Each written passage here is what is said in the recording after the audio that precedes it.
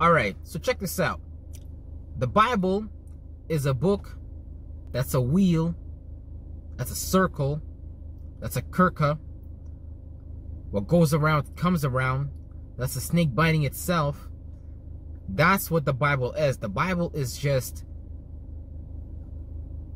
a decoded expression of time written down in a wording context and in stories and in parables that can be easily passed on to families and knowers and masons and rank and things like that, because they're keeping record of the cycle of the earth. They're keeping the record of the mentalities of the people that are here, the people that have been reincarnating here, the type of energies, the type of virtue, the type of principle it is. How does that affect the environment and things like that? So when you understand the Bible, you basically really start to understand that the person that authorized this book really authorized a series of codes that were meant to be interpreted inside outside, because the people in the Bible were nothing but fictional characters about that virtue. So let's say the tribe of Judah, that was Leo. I believe Simon was Pisces and Aries. Judah was kind of like Pisces too, and things like that. And even stories about like the chakras and all that type of stuff. Stories about the chakras, or what we have inside of us, what we hold within that we express outside. So things like Christ, let's say Christ was represented the solar plexus, which is just below here, the chakra right here, and that basically was your individuality. That's your own, how you create your own ideas of going about things and things of that nature. So all these things were recorded in a text format in order for the information and knowledge to be suppressed and not known, and to make you guys worship it from an exoteric perspective, not an esoteric perspective. Because esoteric means go within. Even your Jesus Christ says you have to go within. So, and that's what all other kingdoms and great other, you know what I mean, writers or people who lived, who invented their philosophy by observing their environment and creating something that can be equalized and observed by everybody, aka what you call a Metatron thought. So that's basically what they try to do with the Bible. But the Bible's not really an amazing Metatron thought, just because like it takes people obviously from God, which is within, and it makes people go and worship things that are outside. You like a lot of Christians really be worshiping idols on some real shit, like going to church. You don't need no physical place. You are the temple of God. You don't even need that. Same thing with Muslims. You don't need to go nowhere. You don't need to chant nothing. You don't need to say nothing. You just gotta stay still and know your current state, and then you go from there. And it's that simple. But when you really start to understand and observe the Bible truly, you start to see the wheel of time. You start to understand that the angels in the Bible are just higher light degrees, mathematical points. It has to do a lot with astronomy and astrology, because the people that come here on Earth, on the timings that we are in, a lot of that timings, the shadow government tries to take authority of that energy that's descending from the heavens, because it's like a light ray. Because your mind is like a projector, and you're projecting something, but based on the input in your environment, what you're projecting is going to be like either modified or nullified or increased or decreased, depending on how you choose to harness it individually. But this is when you go deep and really understand like thyself. You start to understand, you know what I'm saying? That's a whole other video, to be honest with you. But yeah, the Bible is like literally every day you travel through life, like every day that's passing by, every week, every month, more specifically though, let's see, every like 4.5 months, 4 months or some shit like that, you experience a different season, and that's when you travel through 90 degrees and one season is done, because the earth is divided into 4 parameters, right, from a 360, 90 degrees, 90 degrees, 90 degrees, 90 degrees, and one is being obviously spring, so yeah, spring, summer, fall, winter, and things like that. And then when you go deeper, you start to see that it's actually just like Genesis. It's just Aries, the spark, when there was something, when there was light. You know what I mean? So but you got to be able to see it because it's all about symbology.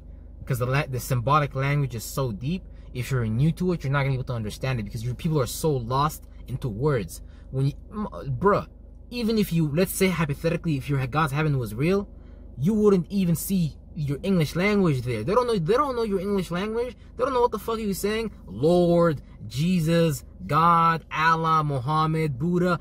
They don't know what the fuck you saying. Your mind doesn't even know what you're saying.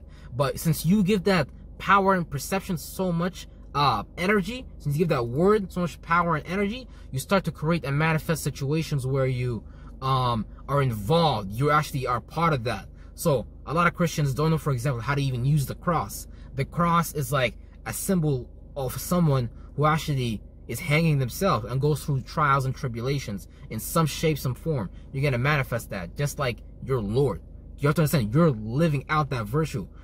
Alright, my bad, the video cut off a little bit, but yeah, you're basically just living off that virtue. You're living off that light ray, and you have to understand, it's literally a ghost. It's a spirit that's been manifesting itself throughout time and ages and eons again and again. That's why in a lot of religions, especially the Abrahamic religions, you're not even worshiping nothing different. You're all of you Muslims and Christians are doing the same thing, which is basically just hanging yourself on the cross to go through trials and tribulations, and you believe at the end of those trials and tribulations there's going to be a heaven, a happy place, an ending, a destination. So you have destination addiction now. Now you think there's some place you're gonna go to and you're gonna get there and that's it, it's gonna be, and you're gonna be good. You're gonna be with God, you're gonna be with the Lord.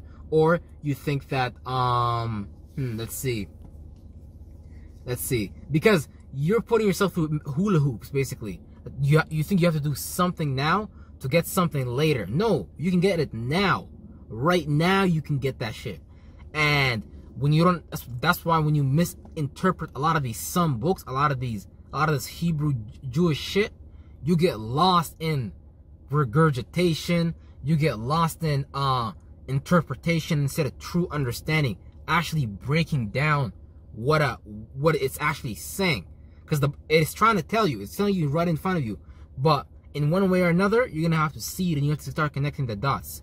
So let's just say things like I have given you power to overpower all the enemy, and what was it? Hold on. I've given you power to overcome all the power of the enemy, and to kill snakes and scorpions, and all your enemies shall fall. Or something like that. But snakes and scorpions, those are just like snakes. What are snakes? Snakes is just a line that moves like this. So it's like a feminine energy, because masculine energy moves straight. So we can see that in what? Now, in the number 1, you see the number 1 is straight. And the number what? And the number 2 is curvy. Boom. And then you can see the number 4 made of straight elements as well. And then boom, the number what was it? 4, 5, and then 5, boom, made of curvy elements. So what am I trying to tell you? This is the language of symbology. This is the language of symbolism. And when you don't understand the language of symbolism, you will get lost in some exoteric interpretation, because that's what you're already trained to believe, nigga. Real shit. I tell you no goddamn lies. So that's why a lot of people like get lost. And to go even deeper with that verse, the scorpions are really just the 8th house virtue. So the 8th house virtue has to do with what? Motherfucking, what's it called? Yeah, scorpions is basically like deep, like things that's going on behind the scenes. But more interestingly, it has to do with the sex energy. So the sex energy has to do with that. And Scorpios are like always paying attention, always trying to stay fixated on their feeling while they view what's going on outside of them behind the scenes. And that's kind of like what makes them like psychic. But you see what I'm saying? But the parable is basically just trying to tell you, like, don't let these things creep up on you. Don't let the things from behind the scenes of yourself fuck you up. Your feelings, your snakes, those are like subconscious things. Think about in the Greek why they have like Medusa, why they have like the symbolism of the snake. It's all trying to point to something. It's not something that's external.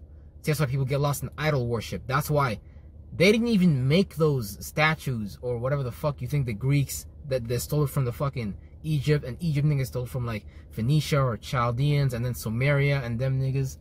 They didn't even like, they wasn't even pointing to no idols. That was just pointing to points in yourself, things that you do, times of the year. Like, it's that type of shit. It's not. Don't get lost in someone else's exoteric interpretation. I have to repeat that again and again. It's always something regarding to you or regarding a certain time. You know what I mean? Even right now, whatever energy is going on right now, you can go in the Bible and you can find a paragraph for it. You can find a you know what I'm saying? You can find like a verse. You can find like a sentence. You can find like a word. I guarantee you. Not even like probably a whole page, bro. You go to John, Luke, Matthew, and Matthew, Luke, and those fourth one. Anyway, John, Luke, Matthew, and John. Yeah, those are the 4 cardinal points. Those are in Islam. That's the Arsha. What was it called? It was the throne of Allah, basically. Arsha, worship Allah, or some shit like that. Yeah, some shit like that. But basically, it's regarding to and interpreting the 4 arms, which is just now we're talking about astronomy. Now we're talking about the 4 points that a season kicks off in, that begins in, for us to start to track what's going on at a current point of time. Because we always want to know where we are in time. Because let's say when Rome, you can see when Rome got lost in time, and then they had some Egyptian astronomer who came through and fixed them up. That was like a famous time correction, because they're constantly correcting time according to the season, the cycle that's going on and we're experiencing right now. So when we go into basically all you need to know, you gotta look this up on your own time. I can't remember exactly which one is it, but that's basically Aquarius, Scorpio, Leo, and no, are those the fixed points? Yeah, Scorpio, Leo, Aquarius, and Taurus. The 4 fixed points, actually. So my bad, I said the cardinal points. Those are the 4 fixed points. That's when the season is fixated. So that's when the energy is anchored, when we're not really between transition. Because when you, let's say for example, when you're in Aries, that's the cardinal energy, that's transition. And then Taurus, that's when that season is fixated. That's when summer is like anchored in. Because in Aries, in that 30 degrees, when the sun is coming back up from being in the lower of the equator, it's basically just going up in that Aries degree. So it's bringing back heat. But in Taurus, that energy now is fixated. Boom. And then we go to Gemini, and then that's the mutability. So now we're changing energy, we're changing again. So you know what I mean? The 4 fixed points were the 4 cardinal points. We're just mathematical positions to track where we are. And those are also manifestations that people play out. Leos, for example, Leos being people that like are always, because the sun is now, from the Leo's perspective, the sun is now starting just to go down. So now the sun is at the strongest of its heat before it begins to descend below. So when the sun is there, that's Leo. That's what Leo people express, creating a stage. Like they have pride for no reason. That's why Leo try to show off, creating a stage for them to express themselves, things like that. I have a lot of Leos in my chart and things like that. That's something I always do. Real shit. And as well as with the opposite energy of it, which is Aquarius. And Aquarius is now when the sun is just below. The sun is at winter now. It's now at the fixated point of winter. But now after Pisces, it starts to be mutable again. Where the snow starts to disappear, it slushes, blah blah. It's a change cosmically, atmospherically, atomically. Because we remember, we're human beings, we're atomic beings as well. We read the original language is vibrationally, it's atomically. We speak vibrationese. We don't speak these sentences and words. These sentences or words are just trackings of that. Like A alpha, that's cardinal fire. That's I. Like, it's deep when you understand it. But yeah, back to the point. So yeah, and then we have Scorpio, and then we have the opposite of that, which is Taurus. Taurus being when summer is fixated, and then Scorpio being when what was it? Fall is fixated, I believe. Fall. Yes, correct. Fall. When fall is fixated. So that's what you gotta understand. That's what they're tracking down. They're trying to understand how people are gonna act within a time, so they can manipulate your timeline, bro. So they can start to hoodwink you. So they can start to, basically, yeah, hoodwink you, jinx you, finesse you before you can even have a chance to express your ability. They fuck you up before you're born. Look at how they fucked up look how they messed up the family structures. how they mess with the cultures. You create something, and then someone else is gonna make that theirs. They're gonna make that their shit. They're gonna make that make you pay something under it. Like, you can't have authority of that. You can be an author of that. You gotta always have someone else's crutch. You gotta have someone else's, like, you know what I mean? You gotta publish your books under someone else if you don't have the expander and things like that. But yeah, man, that's a little bit about the Bible, though, and the significance of it. It's not again, it's a book about light rays, and it's a book about degrees. It's not a book about no goddamn Jesus, no none of that. Nah, boo boo. My bad, the video cut off a little bit, but